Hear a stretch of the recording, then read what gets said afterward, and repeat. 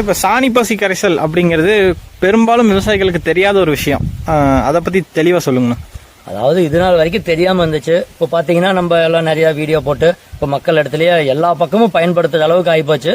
இப்போ எல்லா மாவட்டத்திலேருந்து வர்றாங்க, முடிஞ்ச வரைக்கும் தயாரிச்சுக்கிறாங்க. முடியாதவங்களுக்கு வர முடியல, கற்றுக்க முடியாதவங்களுக்கு நம்ம தாய் திறமை கொடுக்குறோம், அது ஒன்றும் பிரச்சனை இல்லை. ரெண்டாவது இதை நம்ம கற்றுக்கிட்டோம் அப்படின்னோம்னா இது அழியாது.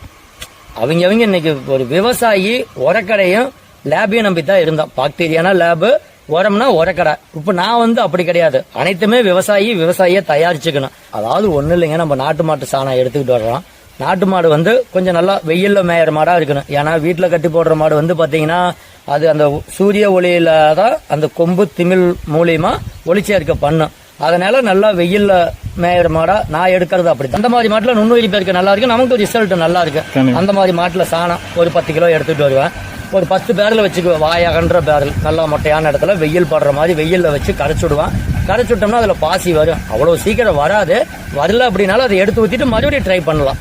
அந்த சாணத்தை எடுக்கும்போது அந்த சொன்ன விதிமுறைகளை கரெக்டாக ஃபாலோ பண்ணி எடுத்து கரைச்சுட்டு அதில் பாசி வரும். அந்த பாசியை எடுத்து தண்ணியில் ஒரு 2 லிட்டரோ 3 லிட்டரோ தண்ணி போட்டு, பாசி குறைஞ்சபட்சம் ஒரு 2 கிலோ அந்த அளவுக்கு பாசி இருந்தால் தான் நமக்கு மீண்டும் மீண்டும் அதை ரீயூஸ் பண்ணுறதுக்கு நல்லா இருக்கு. கரைச்சுட்டு அதில் சர்க்கரை கொஞ்சம் போட்டு கலக்கி விட்டோம் அப்படின்னோம்னா ஒரு 10 to 20 நாளைக்குள்ள அது அந்த கரெக்ட் எடுத்தது கரெக்டுனா கலக்கி விடும் போது நுர வரும். அடுத்தது புளிச்ச வாசனை வரும், நல்லா தண்ணி பொங்கும்.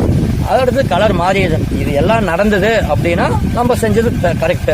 அதில் ஏதாவது ஒன்று நடக்கலைனாலும் மறுபடியும் எடுத்து அதை செடிக்கு அல்லது மரத்துக்கு ஊற்றிட்டு மறுபடியும் ஃபர்ஸ்ட்ல இருந்தா போடணும். அதை ஒரு ஏக்கருக்கு தண்ணியில கலந்து வேறு வழியா நீர் பாய்ச்சலாம். காட்டுக்கு பாய்ச்சிட்டு அதில் கொஞ்சம் ஒரு 5 லிட்டரோ 10 லிட்டரோ மிச்சம் வச்சுக்கிட்டு மறுபடியும் தண்ணி ஊற்றலாம். தண்ணி ஊற்றிட்டு மறுபடியும் சர்க்கரையை போட்டோம்னா மறுபடியும் ஒரு வாரம் 10 நாளையில தயாராகிடும். அதை நம்ம ரெகுலராக கொடுத்துடலாம். இது வெயில்ல தான் வைக்கணும். மழை வந்தா மூடி வச்சுக்கிட்டா போது, மற்ற டைம் மூட தேவையில்லை, ஓப்பன்லேயே விட்டுடலாம். நம்ம அது மாதிரி தான் கொடுத்துக்கிட்டு இருக்கிறோம். மண்ணு நல்லா பொதுன்னு இருக்குது, மண்ணில் விளையக்கூடிய பொருள் நல்லா தரமா இருக்குது, லைஃபும் நல்லா வருது, செலவும் குறையுது, ரிசல்ட்டும் நல்லா இருக்குது, மனசுக்கு திருப்தியா இருக்கு.